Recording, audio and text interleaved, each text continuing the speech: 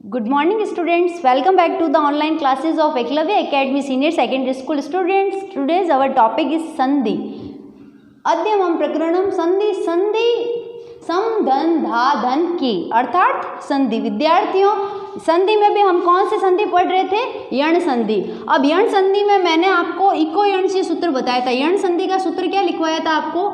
Eco यणची. ठीक है, क्या लिखवाया? इको यणची. ओके स्टूडेंट्स, तो इक यानी ई ऊ री री री, ये कैसे हुआ था? ये ई ऊ पीछे वाला नहीं गिनते, बोलते हैं खाली. पीछे वाला बोलते हैं, गिनते नहीं है. तो अ ई ऊ ण नहीं गिनते, री री और क. ठीक है, अब देखो बच्चों, अब मैंने ये वाला आपको करवा दिया था. क्या करवाया था? य ई ऑब्लिक ई हो तो उसके स्थान पर यह आ जाता है. उसके परे क्या होना चाहिए? अच. अच यानी क्या बताया था मैडम ने? कोई भी स्वर.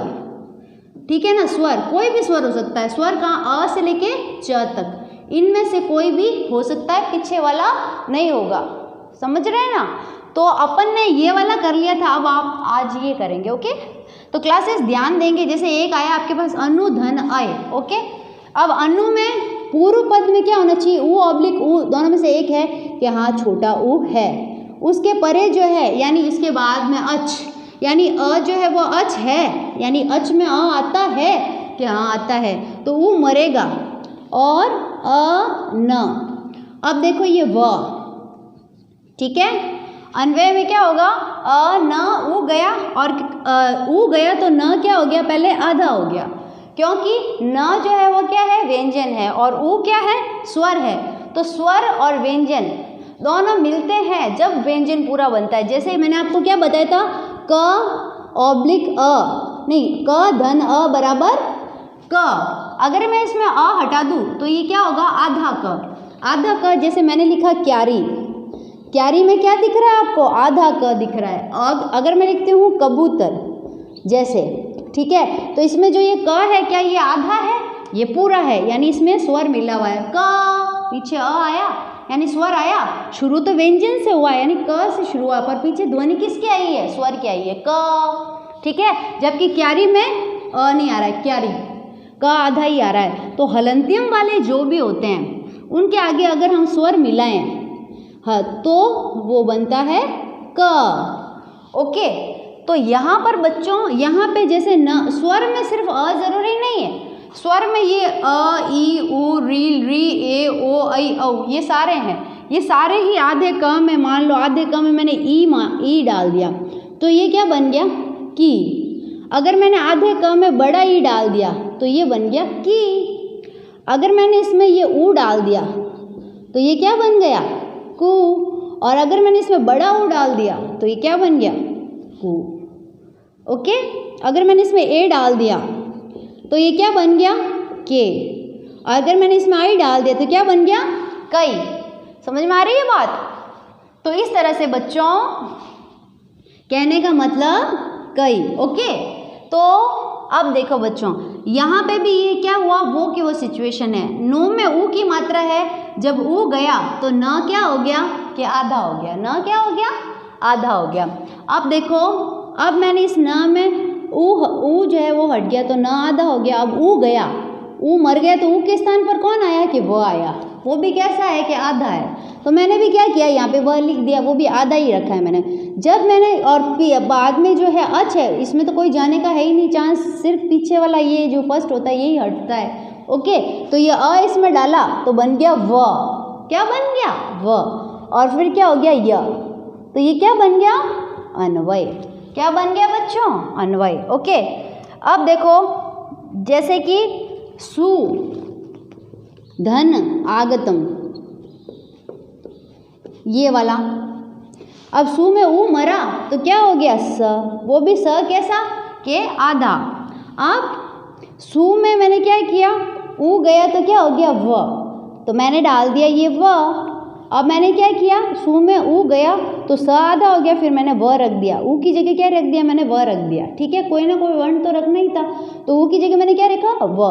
परे अच होना चाहिए, तो आ अच है कि हाँ है. यानी आ ही होना चाहिए। इसकी जगह अगर जो है क ख या ऐसा कुछ हो तो वो फिर अच नहीं होता है। तो ये आ जो है वो अ से लेके च तक में आता है, अ से लेके च में आता है, तो क्या हाँ आता है, तो ये आ, तो ये जो है अच है। तो आ मैंने जब इसमें ऐड किया तो बन गया स्वा। ओके, और ये गतम यूं का यूं, तो ये क्या बन गया स्वागतम। समझ में आ रही है बात।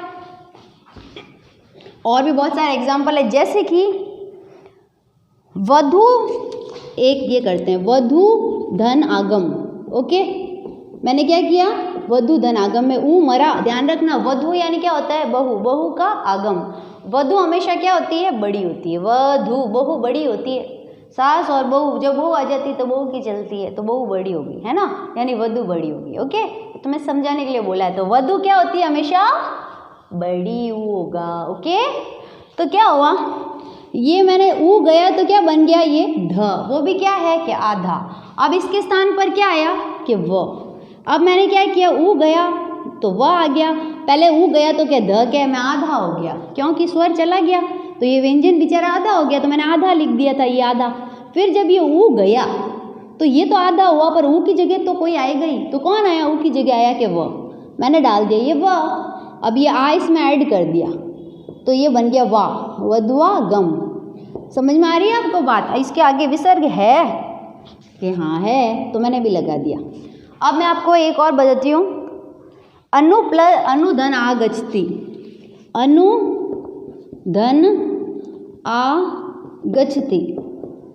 अब देखो बच्चों, अनु में ऊ गया, न क्या हो गया कि आधा हो गया, ठीक है। अब देखो इसमें ऊ गया और क्या आएगा कि वो, ऊ गया तो न आधा हो गया, मैंने आधा यूं का यूं लिख दिया, ठीक है। और अब जो है न आधा हुआ और ऊ गया तो आ गया वो। अब मैंने इसमें आ ऐड कर दिया, ठीक है, आ ऐड कर दिया तो बन गया वाह, यानी व जो था वो पूरा हो गया, स्वर ऐड हो गया। और परे अच है कि हाँ है, ऊ के परे अच है, आ अच है कि हाँ है, आ इसमें डाला और ये बन गया गच्छति, अनवा गच्छति। समझ में आ रही है बात। अनु धन आ गच्छति का मतलब अनवा गच्छति। ओके, नेक्स्ट साधु धन इति, ये वाला करके देखते हैं आपको आता है क्या। ये तो आप कर लेंगे क्या, क्लासेस आप कर लेंगे इसको या मैं ही करवाऊँ।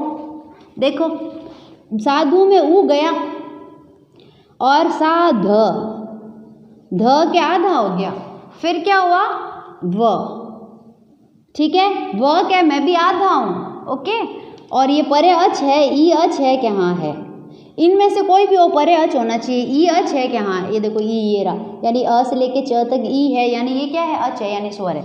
ओके, तो मैंने क्या किया, अब ये ई डालना है तो मैंने क्या किया, ये यहाँ ई डालूंगी और ये साधविति।